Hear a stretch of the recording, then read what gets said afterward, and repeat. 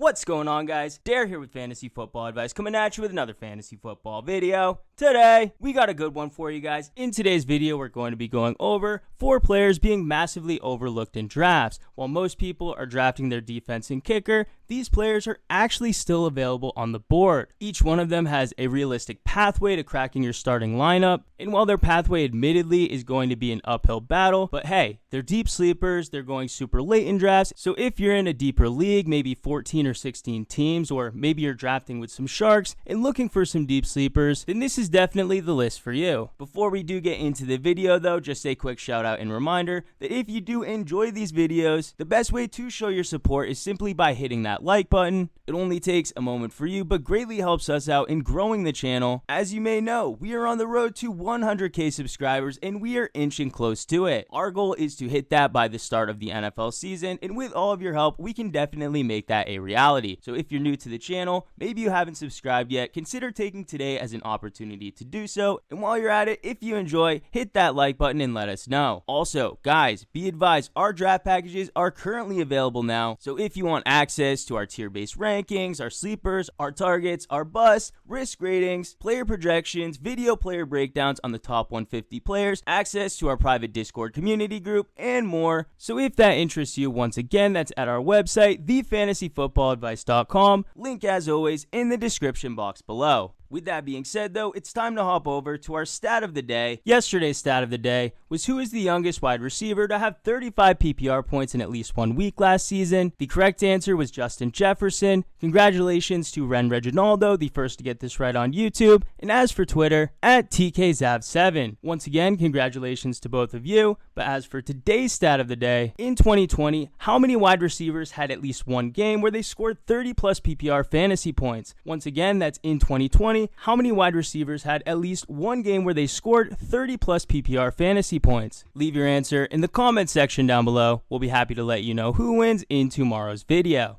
Alright guys, without further ado, let's hop right into the video. Today's list consists of 4 players, 2 wide receivers, a tight end, and a quarterback. I did not include a running back in this video because it is a difficult position to have a hidden breakout in the later rounds. Any running back that's getting a significant or sizable market share in his backfield or will be competing for touches is going to be owned. There may be injuries that happen throughout the season, but those are going to be the players that end up on the waiver wire, so not really applicable for the purpose of this video. We'll be going over 2 wide receivers, a quarterback, and a tight end, and as per usual, we'll begin with the player on the thumbnail, none other than Rashod Bateman of the Baltimore Ravens. Bateman was drafted in the first round with the 27th overall pick by Baltimore. It may not sound like an ideal landing spot at first. Baltimore Ravens, a run-first team. Lamar Jackson's also coming off of a down season where he didn't quite look like his MVP self from the year before. This passing offense, as it stands, goes through the tight end Mark Andrews, and the last wide receiver to be drafted in the first round, Marquise Brown. He never truly lived up to expectations, so when it comes to Rashod Bateman, I can understand why a lot of people are just simply not interested. Regardless though, that's no excuse for his current ADP, which is outside the top 50. Rashod Bateman should be stepping in from day one and being the lead target on this team, overtaking Mark Andrews, while also allowing Marquise Brown to play more of a specific role, a player who I strongly feel the team was asking to do a bit too much. While yes, Marquise Brown does have the skill set to be able to grow into the player they wanted him to be when he was drafted as a rookie, and in that first year, not only was he injured, remember he had that foot surgery, but on top of that, from day one, they had massive expectations for Marquise Brown, the wide receiver room, one of the weaker ones in the league. Marquise Brown was looked to step in and completely change that, and while he was performing pretty well to begin with, a bit hot and cold, overall I believe most of us would consider his rookie season disappointing, and his sophomore season none the better. Ultimately, that's why the Baltimore Ravens felt comfortable with investing yet another first round pick into a wide receiver, albeit not that high, the 27th overall pick, but regardless, the Baltimore Ravens drafted Rashod Bateman with a specific role in mind. For those of you unaware of Bateman's strengths, first of all, he's 6 foot, 190 pounds, clearly not the biggest wide receiver, but for the specific role that he actually fills, the X wide receiver role, believe it or not, he's actually an average to above average size. Believe it or not, Bateman's most comparable player is Stephon Diggs, which fits him very well because that's actually a very similar role to what he will be playing in the Baltimore Ravens offense. What that means is expect Bateman to see a ton of usage, heavy volume, expect him to do most of his damage from the slot, primarily on short to intermediate routes, highlighting his smooth route running, consistent hands, body control and balance. So expect him to be one of the primary chain movers, a role previously filled by Mark Andrews, and while Andrews did a good job, the fact that the team had to use Andrews in that position just showed the necessity that the team had to fill that position, a position that Rashod Bateman fills perfectly, and I wouldn't be surprised whatsoever if Rashod Bateman as a rookie leads this team in targets. Leading this team in targets though may not exactly equate to a top 20 fantasy season though. Remember, this is the Baltimore Ravens offense. It's a very efficient offense, and while that may sound like a plus, each time they actually step foot on the field, there's a good chance that they're going to march their way down to the red zone, and while Bateman will be featured primarily between the 20s, it's unlikely he's going to be featured in the red zone specifically, and with Baltimore being one of the better teams at converting each drive into a touchdown or a field goal, it means Rashod Bateman is going to have to make the most of his opportunities, because let's face it, just because you're the leader in targets for the Baltimore Ravens, it's not a team like the Atlanta Falcons or the Jacksonville Jaguars or Cincinnati Bengals. You could lead the Baltimore Ravens in targets and still not crack the top 30 when it comes to targets across NFL wide receivers. Regardless though, Bateman's being drafted as the wide receiver 55 for a player that's going to get an immediate role, a role on an offense that's just 1 year removed from having the NFL MVP. I strongly suspect that the Baltimore Ravens, while they did have a bit of a slump last season, I definitely think they're not only going to bounce back this year, but that Bateman's going to play a large role in that. Bateman playing to his strengths allows the other players in this offense to play to their strengths. Marquise Brown and Mark Andrews not playing roles out of necessity, but playing to their strengths. So I wouldn't be surprised whatsoever to see a resurgence by Baltimore to bring them back to their 2019 glory days. Alright guys, we're moving into the next player. We're changing positions over to the tight end position. And the next player up is Kmet of the Chicago Bears. For those of you out there that think that name sounds familiar, that's because Kmet is actually not a rookie. Kmet is actually heading into his second season, and the reason his name sounds familiar is because he was a player that a lot of people grabbed off the waiver wire towards the tail end of last season. In that year, he received 44 targets, converting 28 of them into receptions for 243 receiving yards, and even scored on 2 separate occasions. While those numbers are pretty modest by other position standards, if that was a wide receiver posting that production, it would not be much to write home about. But again, this is the tight end position, a position that I should remind you, rookie tight ends typically do not perform. While his totals do seem modest, but by rookie standards, they were actually pretty respectable. Kmet was a player immediately right out of the gate that was getting a pretty sizable snap share. Nothing to write home about. Remember, they still had Jimmy Graham, but through the first 7 weeks, only one game was Kmet under 30% snap share. He received at least 1 target in 5 of those 7 weeks, so they definitely were trying to integrate him in the offense. And by week 10 and on, believe it or not, Kmet was playing on 70+% of snaps. As he became more accustomed to the offense, his target market share was increasing as well. Actually, from week 13 and on, not only was Cole playing on snaps, but he was getting heavily targeted in this offense as well. We're talking from week 13 and on, he received 6 or more targets. His volume and production was trending up as the season progressed, reaching a pinnacle in the final week of the season, where receiving the most targets that he had all season, and in that game posted his second highest single week total when it comes to receiving yardage. Just to be completely transparent, I'm not trying to overhype Kmet. Remember, he is a late round high upside player. His second highest total when it comes to receiving yardage was only 41 receiving yards. In fact, only 3 occasions all last season was he able to eclipse 40 receiving yards. So if you're somebody who does end up drafting Kmet, don't expect him to be a Hayden Hurst or Dalton Schultz type of player where the volume is translating to receiving yards, ultimately resulting in touchdowns. Kmet, he really didn't produce with the amount of targets that he did receive, but it was promising to actually see him get that volume. Once again,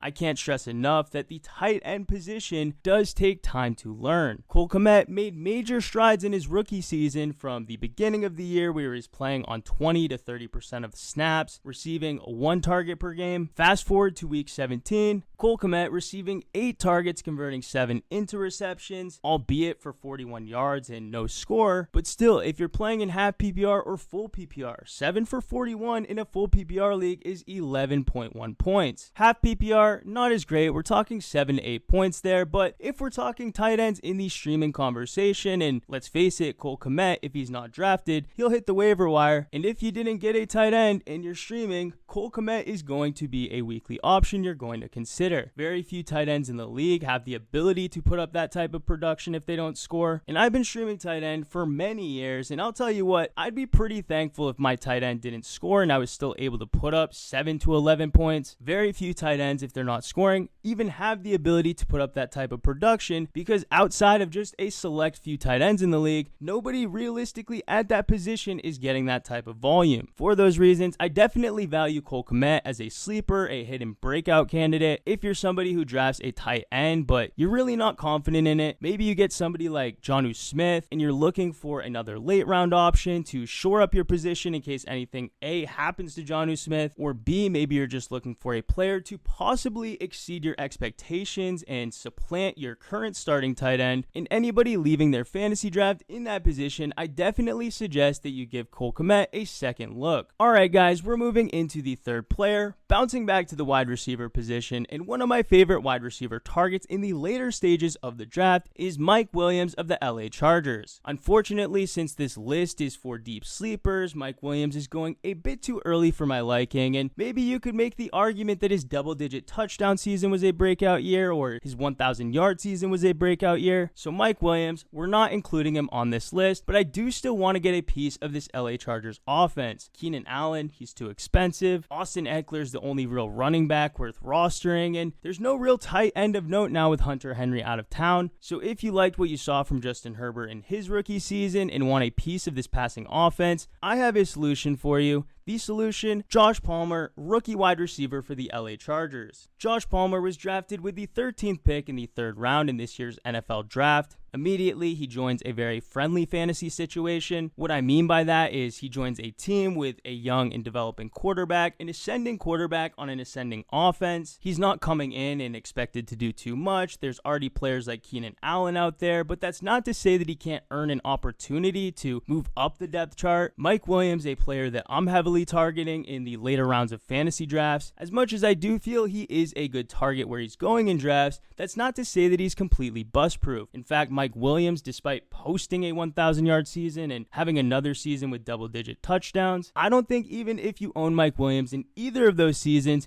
you were all that happy with the production you were receiving. It's the single biggest knock against him for anybody not drafting him in that stage of the draft. So if you're somebody that doesn't believe in Mike Williams, but you still want a piece of this passing offense, look no further than Josh Palmer. He's 6'1", 210 pounds, so solid size. On top of that, he boasts a very sizable college resume with 4 years. We're talking over 40 games, and his production and volume was consistent throughout his entire college career. One factor that I think will help separate himself from the other receivers on the LA Chargers offense is his physicality. Josh Palmer, a tough wide receiver, not afraid of contact, so the defensive corners out there that bully some of the timid wide receivers, well, Josh Palmer, he wants none of it. Don't get me wrong, Keenan Allen, he's a great competitor, very good at what he does, one of the best in the league at his specific skill set, but when it comes to toughness, physicality, Keenan Allen, he's really not that type of guy. Mike Williams, not really known for that either, so Josh Palmer, he is a welcome addition to this wide receiver group, one that I strongly believe will have early involvement in this offense, or at least get the opportunity to compete for targets with Mike Williams. And if Mike Williams slips up, or maybe he doesn't bring his A game, Josh Palmer, if he's hungry enough,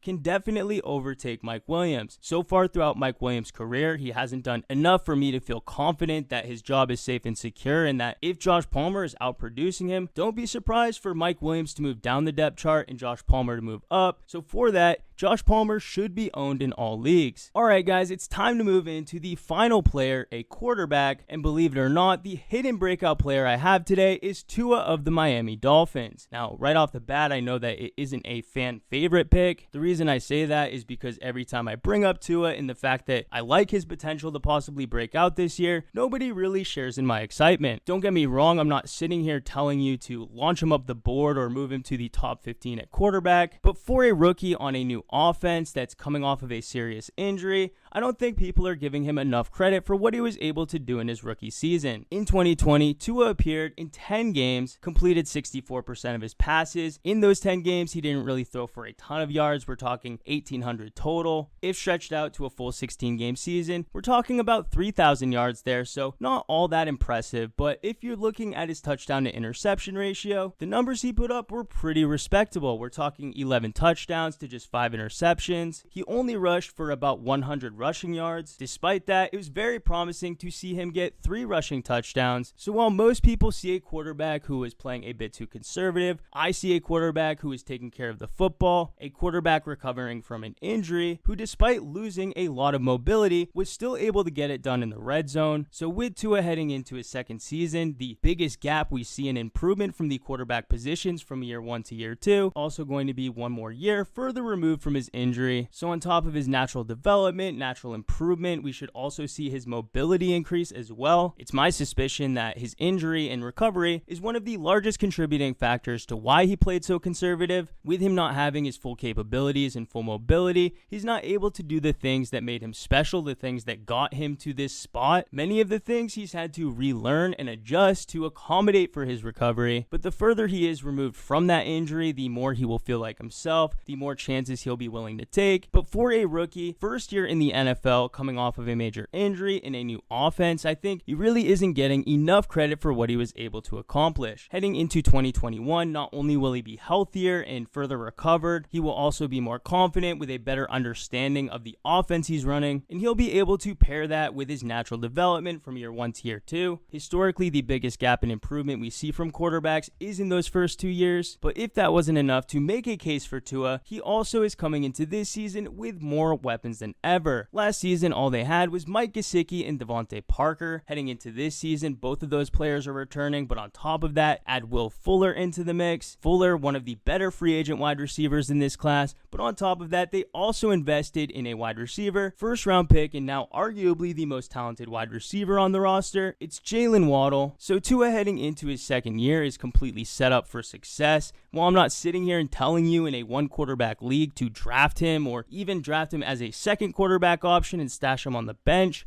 what I will say is that if you're in a super flex league and Tua falls to you, there's no need to try to trade him away. He's actually a player I feel has a bit of upside this year, more than meets the eye. And for those of you who may not be in a super flex league and only play in a 1 quarterback league, don't be surprised if Tua is putting up solid production on the waiver wire. He's likely going to be another name you can throw in the hat of streaming options at the quarterback position. But guys, that's going to do it for this video. We really hope you enjoyed. If you did, how about hitting that like button? If you're new to the channel, please hit that subscribe button. Thank you all for watching, and we'll catch you on the next one.